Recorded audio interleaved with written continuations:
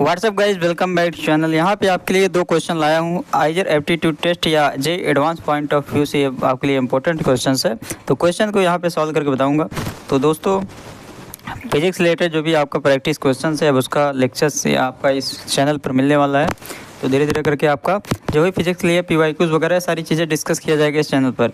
तो यहाँ पे बात करें क्वेश्चन की, तो क्वेश्चन यहाँ पे गाइज है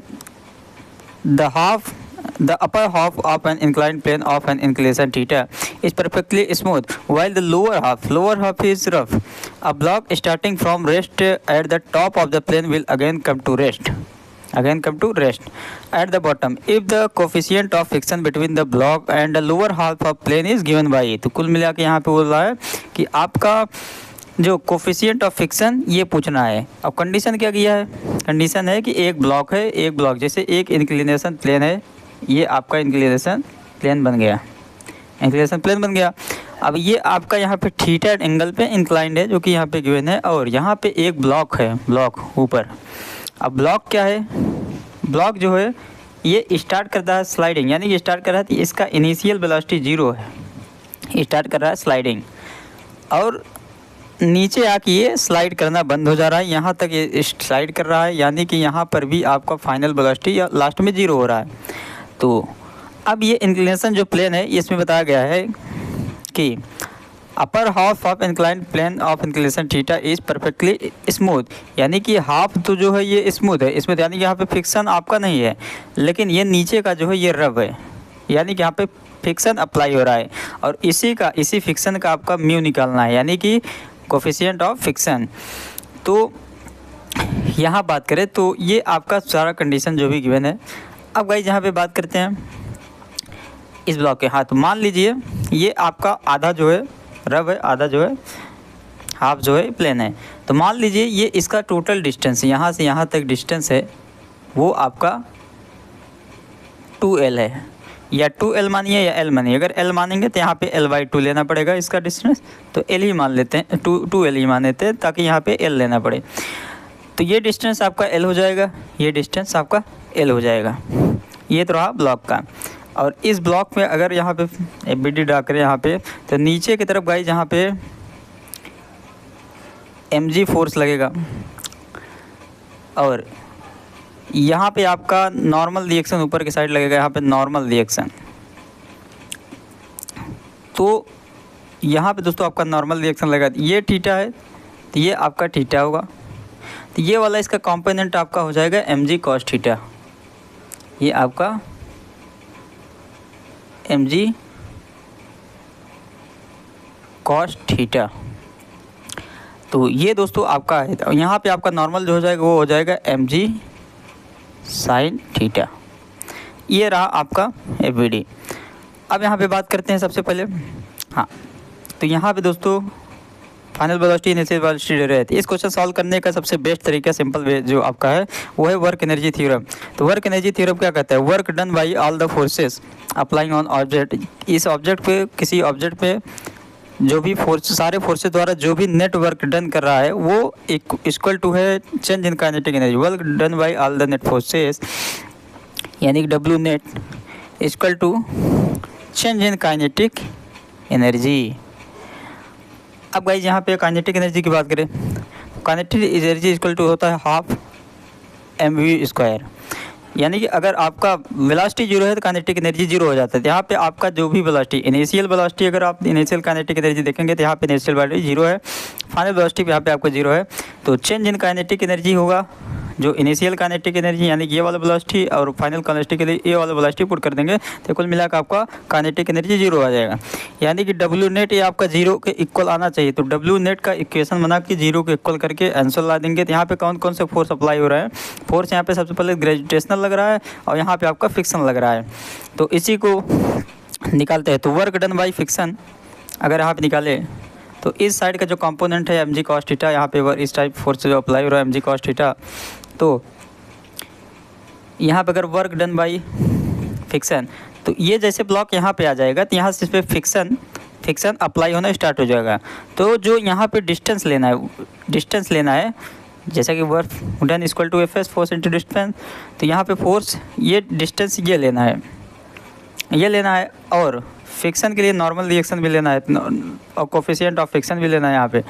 तो यहाँ पे आपका ये वाला कंपोनेंट यानी कि mg cos थीटा, तो work done by friction plus work done by gravitational equal to 0। ये आ गया आपका,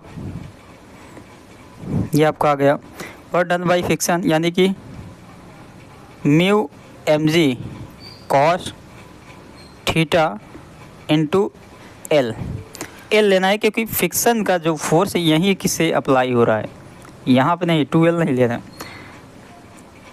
अब वर्क डन बाई जो ग्रेविटेशनल होता है वो होता है mgh। mg तो आपका है यहाँ पे, लेकिन अब h का निकालना है, तो h क्या है, जो ग्रेविटेशनल के अक्रॉस जो हाइट है ये आपका लेना है। ये हाइट आपका, ये ऊपर से नीचे तक ये आपका हाइट लेना है, इसको h मान लीजिए। अब यही h आपका निकालना है, तो ये आपका थीटा है, तो ये h किसके बराबर, ये थीटा है, तो ये आपका ये वाला कंपोनेंट आपका आ जाएगा, ये 2L है तो ये आ जाएगा 2L cos थीटा, और ये वाला जो कंपोनेंट है यानी कि ये साइड वाला ये आ जाएगा, ये इसके इक्वल है, यानी कि h आ जाएगा आपका ये वाला component 2L sin theta, 2L sin theta. अब 2L sin थीटा h यहाँ पे पुट कर देंगे, तब ये आ जाएगा। नेक्स्ट स्लाइड पे अगर देखा जाए तो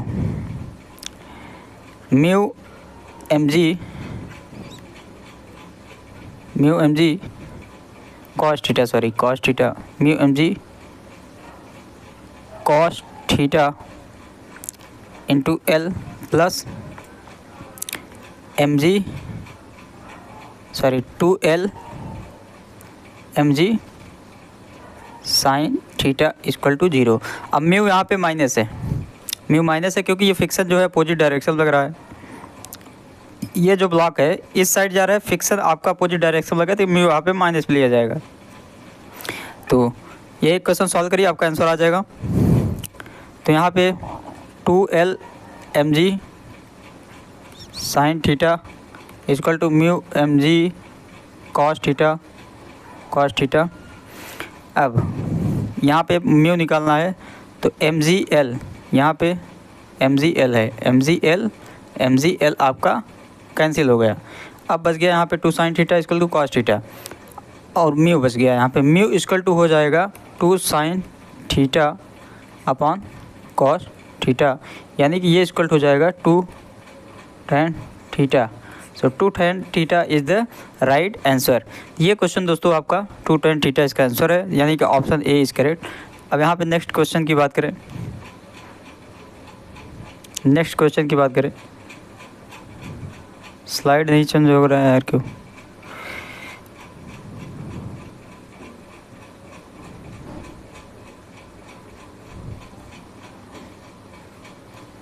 एक मिनट, स्लाइड क्यों नहीं चेंज हो रहा? हाँ चेंज हो गया भाई। सो नेक्स्ट क्वेश्चन की बात करें यहाँ पे गाइस, तो let ω1, ω2, ω3 be the angular speed of the second hand, minute hand and hour hand of smoothly running analog clock respectively. If x1, x2 and x3 are their respectively angular distances in 1 minute, then the factor which remains constant, यानी कुल मिला के यहाँ पे आपको जो दिया है वही निकालना है, यानी ω1, ω2, ω3 निकालना है। ω1 जो कि एंगुलर स्पीड है आपका, ओमेगा जो है एंगुलर स्पीड होता है, और ये x1 जो है एंगुलर डिस्टेंस आपको ये दिया गया है, तो ये निकाल के इसको कंपेयर कर देना है, जो ऑप्शन सही आता है वही आपका आंसर होगा। अब यहाँ पे ओमेगा की बात करें, और जो डिस्टेंस दिया है यहाँ पे 1 मिनट में निकालना है, तो यहाँ पे ओमेगा इक्वल टू होता है, यानी एंगुलर वेलोसिटी इक्वल टू होता है 2 पाई नहीं थीटा, इसको 2 ही पाई लेंगे, क्योंकि 1 रोटेशन में अगर कंपेरिजन करके निकालेंगे तो 2 ही पाई लेंगे, तो लेकिन जो फार्मूला होता है वो ओमेगा इक्वल टू थीटा यानी कि एंगुलर डिस्टेंसेस अपॉन टाइम है, एंगुलर डिस्टेंसेस अपॉन टाइम। अब यहाँ पे गाइस बात हो रही है यहाँ पे आपका ω1, अगर यहाँ पे देखा जाए ω1,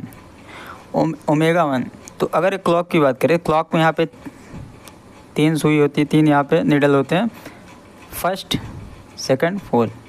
ये मान लीजिए अगर सेकंड हैंड है, ये आवर हैंड है, सॉरी ये मिनट हैंड है, तो ये आपका आवर हैंड है।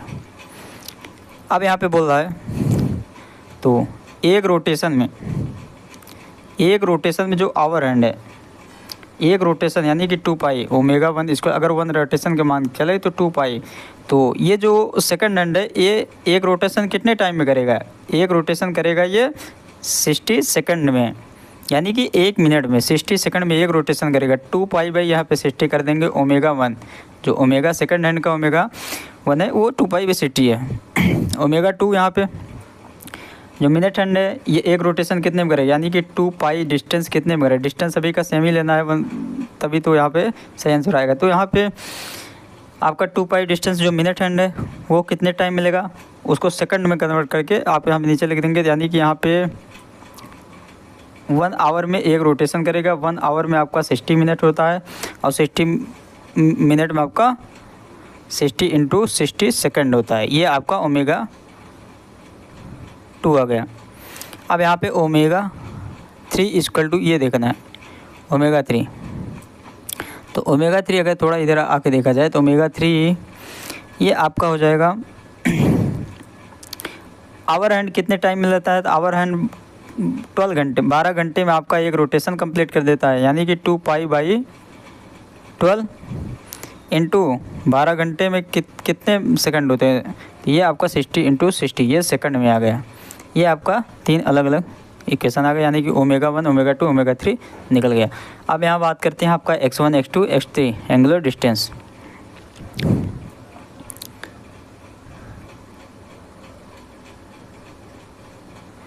अब यहाँ पे सेकंड हैंड की बात करें, सेकंड हैंड जो है वो 1 रोटेशन आपका 1 मिनट में कंप्लीट कर रहा है। तो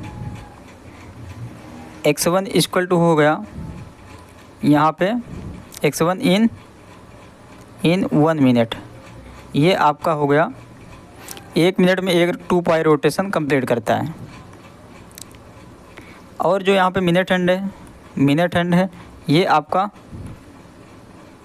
एक रोटेशन कितने टाइम में कंप्लीट करेगा, मिनट हैंड जो एक रोटेशन कंप्लीट करेगा वो 60 मिनट में करता है, यानी कि 60 मिनट। तो यहाँ पे आपका जो एंगुलर डिस्टेंस है ये मिनट में दिया है, यानी 1 मिनट के कंपैरिजन में निकालना है। तो 1 मिनट में कितना आएगा,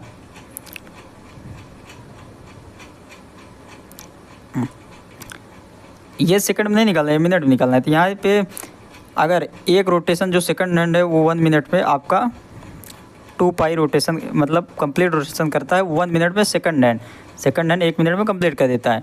वही मिनट हैंड वो 1 घंटे में करता है, यानी कि 60 मिनट 1 घंटे में 60 मिनट होता है, वो करता है 2 पाई रोटेशन। तो 1 मिनट में करता होगा वो 2 पाई बाई 60। और वहीं आपका जो आवर हैंड है वो 12 घंटे में करता है। 12 घंटे में कितने मिनट होते हैं, 12 इंटू 60 मिनट होता है इक्वल टू 2 पाई। अब यहाँ पे 1 मिनट में निकालना है, तो 1 मिनट में 2 पाई अपॉन 60। ये आ गया आपका x1 x2 x3। अब यही आप इक्वेशन के हिसाब से लगा देना है। आप देखिए y1 equal to 2 pi by 60, यहाँ पे पहला इक्वेशन है omega 1 equal to 2 pi by 60, यानी कि 2 पाई बाई 60। अब ये डिवाइड करना है x1 से। x1 क्या है आपका, x1 है आपका 2 पाई, x1 आपका 2 पाई इंटू 2 पाई 2 पाई कैंसिल हो गया, ये आ गया 1/60। ये हो गया, यानी कि ये वाला सही है। अब ये इक्वल टू है, इसके ये भी चेक करना है। तो ओमेगा 2 क्या है कि 2 पाई, ये ओमेगा 2 पाई बाई 60 इंटू 60, ये डिवाइड करना है x2 से। x2 आपका कितना है, x2 यहाँ पे है 2 पाई बाई 60, 2 पाई बाई 60। तो एक 60 से एक 60 कैंसिल, ये इससे कैंसिल, यहाँ पे 1/60 ये भी आ गया, यानी कि ये भी सेम है। और तीसरा अगर चेक हो जाए तो ये इक्वेशन सही हो जाएगा, पहला आंसर आ जाएगा। तो ये पहला ऑप्शन आंसर हो जाएगा।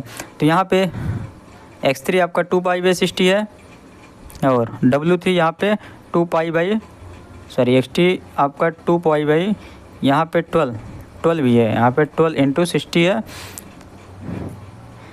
और उससे अगर डिवाइड करेंगे, मतलब यहाँ पे आपका अगर 2 पाई, और ये आपका W3 है 2 पाई बाई 12 इंटू 60 है, इसके डिवाइड करेंगे 2 पाई बाई 12 इंटू 60 से डिवाइड करेंगे, ये आपका 60 से 60, 12 इंटू 60 कम्प्लीट, पाई से पाई कम्प्लीट, फिर से आपका इक्वल टू आ गया 1/60, यानी कि ये इक्वल टू कांस्टेंट, यानी कि तीनों वैल्यू सेम आ रहा है। ये आपका आंसर है।